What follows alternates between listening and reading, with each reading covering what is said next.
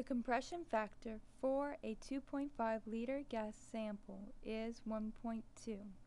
If the gas were ideal at the same temperature and pressure, the volume would be A. higher than 2.5 liters, B. smaller than 2.5 liters, C. the same, or D. different but the information is insufficient.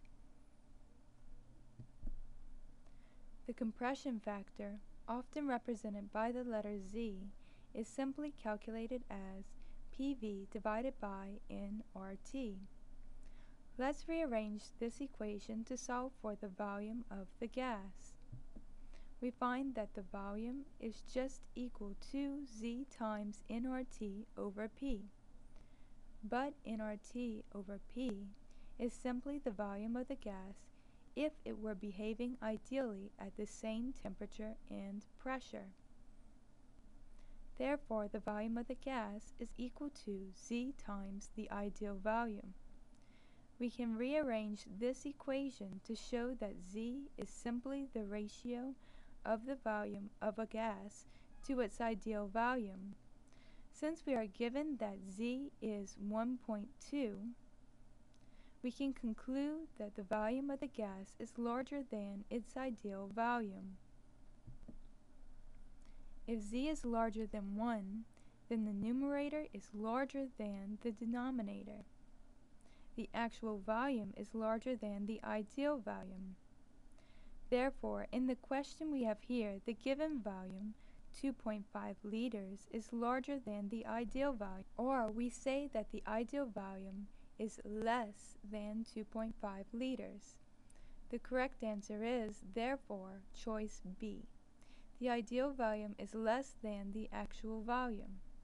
In fact, we can calculate what the ideal volume is. Since Z is equal to V divided by the ideal V, we can calculate the ideal volume by dividing the volume by the compression factor. 2.5 liters divided by 1.2 gives us 2.08 liters. The ideal volume of the gas sample is 2.08 liters, which is smaller than 2.5 liters. At the molecular level, what does this mean?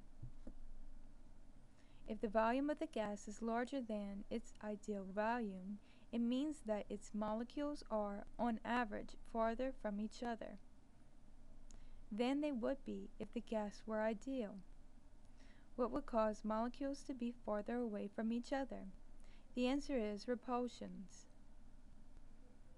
Deviation from ideal behavior is due to attractions and repulsions among molecules. In an ideal gas, there are no intermolecular forces. That is why ideal behavior is observed at very low pressures, where molecules are very, very far apart. When molecules are very, very far apart, attractions and repulsions are negligible.